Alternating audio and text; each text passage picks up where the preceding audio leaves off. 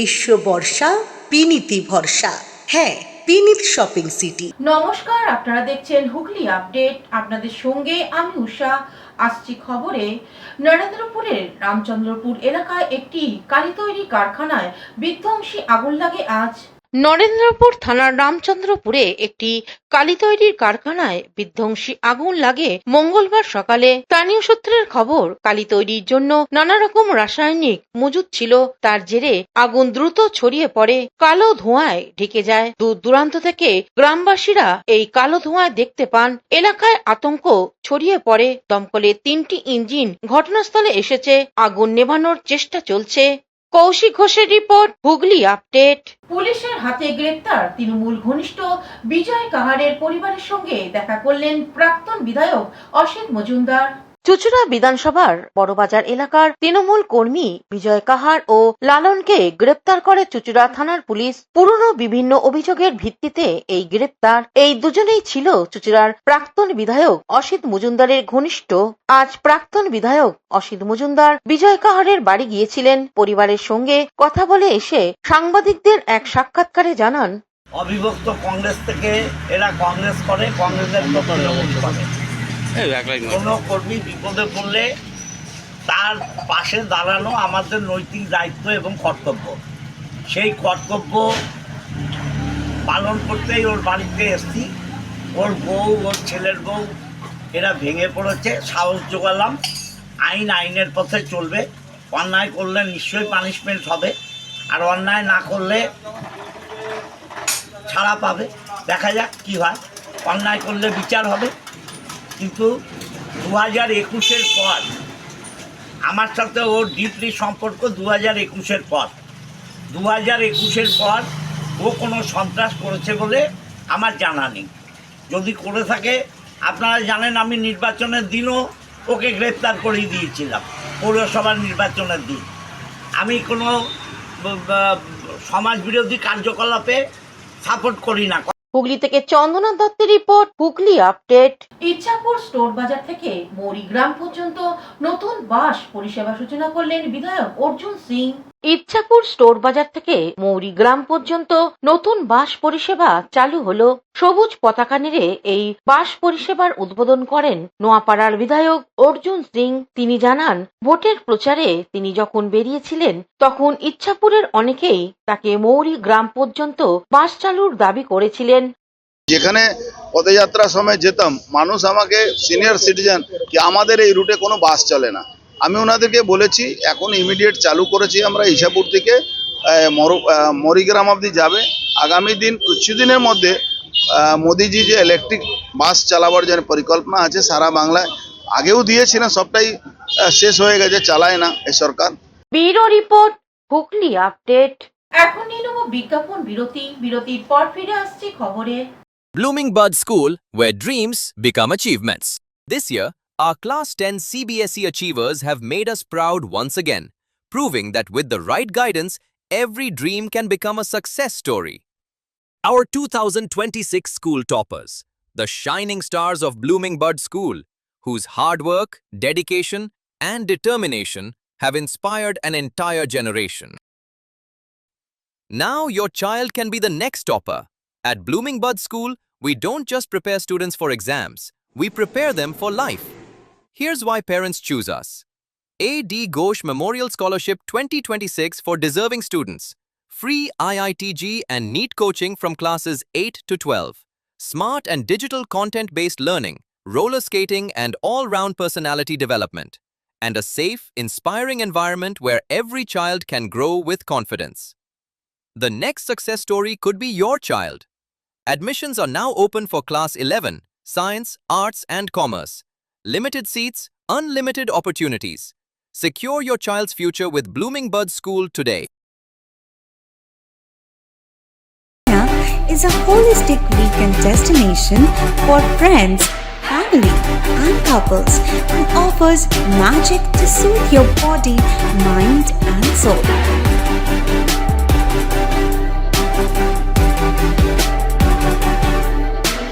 Aqua Marina, your customized magician. Welcome aboard and see the magic unfold. Amala nursing home. Enjoy a weekend at Vedam, the paradise of peace. A home away from home.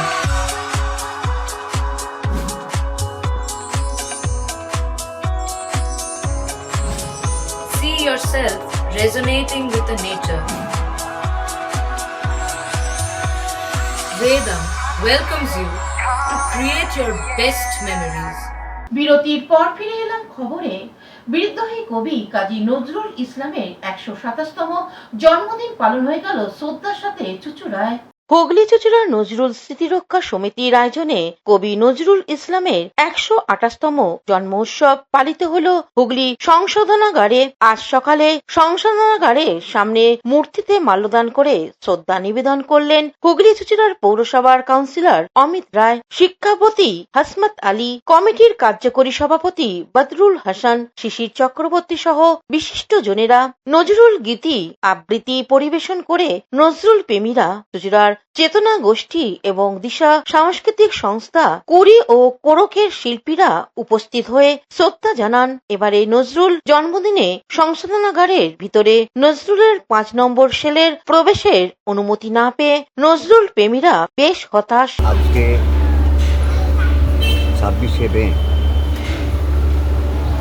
কবির ১২৮তম জন্মদিন উদযাপন উপলক্ষে চুঁচুড়া সংশোধনাগারের সামনে এই শহরের বিভিন্ন স্তরের মানুষরা সমবেত হয়েছেন কবিকে শ্রদ্ধা জানানোর জন্য। কবি নজরুল ইসলামের সঙ্গে চুঁচুড়া শহরে একটা ঘনিষ্ঠ সম্পর্ক রয়েছে। আমরা ইতিহাস অনুসন্ধান করে দেখি যে মহাত্মা গান্ধী অসহযোগ আন্দোলনের ডাক দেওয়ার পর হুগলি চুঁচুড়ার পৌরসভায় বিদ্রোহী কবি কাজী নজরুল ইসলামের প্রতিকৃতিতে মাল্যদান করেন পৌরপ্রধান সৌমিত্র ঘোষ, উপপৌরপ্রধান পার্থ সাহা, প্রাক্তন পৌরপ্রধান অমিত রায় সহ অন্যান্য আধিকারিক ও কর্মচারী বৃন্দ। শ্রদ্ধা নিবেদন করে অমিত রায় তার বক্তব্যে বলেন, জানাবার উদ্দেশ্যে সবাই আমরা সমবেত হয়েছি এবং শ্রদ্ধা জানাচ্ছি। আপনারা সবাই নজরুল সম্বন্ধে জানেন, তাকে বিদ্রোহী কবি বলাই হতো এই জন্য তার কবিতার ভেতরে যে একটা বিদ্রোহ, ইংরেজ বিরোধী যে লড়াই চলছিল, সেখানে তার কবিতার ভেতরে তার প্রস্ফুটিত হতো এবং তিনি আমাদের খুব বেদনার দিন আজকে এই জন্য যে আজকে বৃত্তির ছুটি ঘোষণা করেছিলেন পূর্বতন সরকার, কিন্তু এই সরকার সেটা প্রত্যাহার করে নিয়ে ছুটি ছিল। আজ সকালে স্বাধীনতা আন্দোলনে তৃতীয়স্থান হুগলি বিদ্যামন্দির ভবনে কবির স্মৃতি ধন্য, সেখানে আজকে ওনার প্রতি শ্রদ্ধা জানানো হয়।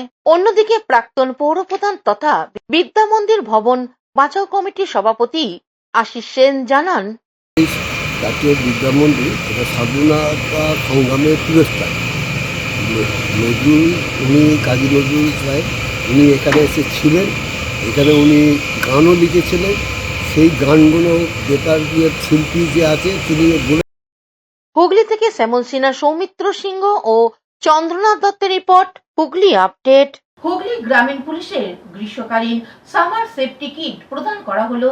হুগলি গ্রামীণ পুলিশের এসপি অফিস থেকে প্রখর রোদ ও গরমের হাত থেকে ট্রাফিক পুলিশ ও কর্মীদের সুরক্ষা নিশ্চিত করতে তাদের হাতে গ্রীষ্মকালীন সামার সেফটি কিট প্রদান করা হয়। এই কিটগুলোর মাধ্যমে সাধারণত রাস্তায় কর্মরত ট্রাফিক পুলিশ কর্মীদের প্রয়োজনীয় ডিহাইড্রেশন বা পানি শূন্যতা রোধ করতে ওআরএস ও গ্লুকোজ, রোদ থেকে বাঁচতে রোদ চশমা, ছাতা এবং ক্যাপ, ত্বকের সুরক্ষায় রোদ পড়া থেকে বাঁচতে সানস্ক্রিন, লোশন বা পাউডার সামগ্রী তুলে দেওয়া হয়। ৪২ ডিগ্রি তাপমাত্রায় টানা ডিউটি হোমগার্ড থেকে ট্রাফিক অফিসার সকলকেই ধন্যবাদ জানালেন police super Kumar Sunny Raj.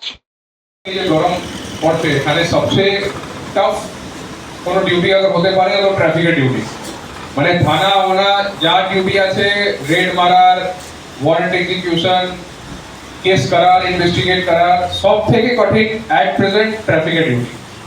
Because এই যে এখন টেম্পারেচার অলমোস্ট 40 কাছাকাছি এসে গেছে, 40, 41, 42 ডিগ্রিতে। মানে ভিতরে মানে বাড়িতে বসা ডিফিকাল্ট, ওর মধ্যে আমাদের পুলিশের টেম্পোরারি হোমগার্ড আছে, সিভিল ভলেন্টিয়ার আছে, और আমাদের কনস্টেবল, বাকি হোমগার্ড और एएसआई सब इंस्पेक्टर, डिफरेंट ओसी ट्रैफिक गार्ड আছে।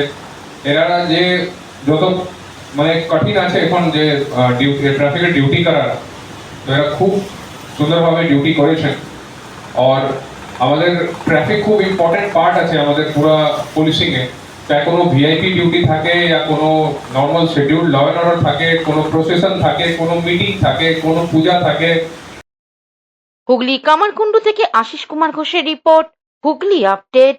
নবনির্বাচিত বিধায়ককে সম্বর্ধনা দিল চুচুড়া ময়নাডাঙ্গা ডলফিন ওয়েলফেয়ার সমিতি। চুচুড়ার ময়নাডাঙ্গা ডলফিন ওয়েলফেয়ার সোসাইটির উদ্যোগে অনুষ্ঠিত হল বিধায়ক সুবীর নাগ মহাশয়কে সম্বর্ধনা জ্ঞাপন অনুষ্ঠান। এই অনুষ্ঠানে প্রধান অতিথি ছিলেন বিধায়ক সুবীর নাগ। উপস্থিত ছিলেন সমাজসেবী সংস্থার প্রেসিডেন্ট রীতা ব্যানার্জি, সংস্থার সদস্য রত্না ব্যানার্জি, নারায়ণ সেনগুপ্ত সহ আরো অনেকে। মাননীয় বিধায়ক সুবীর নাগ বলেন, ডলফিন ওয়েলফেয়ার সোসাইটি সারা বছর সমাজসেবামূলক কাজ করে, মানুষের পাশে থাকে। কখনো কোনো বিষয় যদি তাকে প্রয়োজন হয় তাহলে ওই সংস্থার পাশে আছেন, থাকবেন সর্বদা। ডলফিন ওয়েলফেয়ার সোসাইটির এই সংবর্ধনা সভায় উপস্থিত থাকতে পেরে খুব ভালো লাগছে। এনারা নিজেদের সেবা কাজে নিয়োজিত করেছেন এবং বিভিন্ন ধরনের সেবা কাজের সাথে এনারা যুক্ত থাকেন। আমিও বিধায়ক হিসেবে প্রথমবার ওনাদের অফিসে এলাম এবং আগামী দিন যাতে এদের কাজ আরও বড় আকারে হতে পারে তার জন্য যদি আমার কোনো সহযোগিতার প্রয়োজন থাকে আমি অবশ্যই এই সোসাইটির পাশে আছি। অন্যদিকে সংস্থার পক্ষ থেকে জানানো হয়, সোসাইটির বিভিন্ন সমাজ উন্নয়নমূলক কাজ করি। তো সুবীর নাগের সঙ্গে আমাদের প্রায় আমার ব্যক্তিগতভাবে 2021 সাল থেকে যোগাযোগ হয় একটা বিশেষ কর্মসূত্রে। সেটা হচ্ছে আমার ছেলে যখন বাইরে পড়তে যায় তখন আমার বিশেষ একটা সার্টিফিকেটের দরকার ছিল। আমি ওনাকে চিনতাম না, ওনার একটা ফোন নাম্বার জোগাড় করে আমি ওনাকে ফোন করি এবং উনি আমাকে না চেনা সত্ত্বেও সমস্ত কিছু কিন্তু আমার জোগাড় করে দেন। পরে আমি ওনাকে কৃতজ্ঞতা জানাই এবং বলি যে ভাই একদিন আসুন আমার। তখন আসা হয়নি, এবার উনি এসেছেন। তো আমি জানি উনি ভীষণ ভালো মানুষ এবং ভীষণ মানে উপকারী মানুষ। উনি আমাকে চিনতেন না, জানতেন না, তা সত্ত্বেও আমার কাজ করে দিয়ে পরে বলেছিলেন, দিদি আপনাকে চেনাটা বড় কথা না, আপনার যে আমি কাজটা করে দিতে পেরেছি এবং এটাই যে আপনার এতটুকু আপনি উপকৃত হচ্ছেন এতেই আমি ধন্য। তো সুবীর নাগ এই মাপের মানুষ। তো ওনাকে আজকে আমরা সম্বর্ধনা দিতে পেরে আমাদের খুব আনন্দ হয়েছে, ভীষণ ভালো লেগেছে এবং আমার এলাকার সমস্ত মানুষ এসেছে এখানে ওনাকে সম্বর্ধনা জানানোর জন্য। হুগলি থেকে আশিস রায় ও চন্দ্রনাথ দত্তের রিপোর্ট, হুগলি আপডেট। এখনকার মতন খবর এই পর্যন্তই। প্রতিদিন দেখুন হুগলি আপডেট। নমস্কার।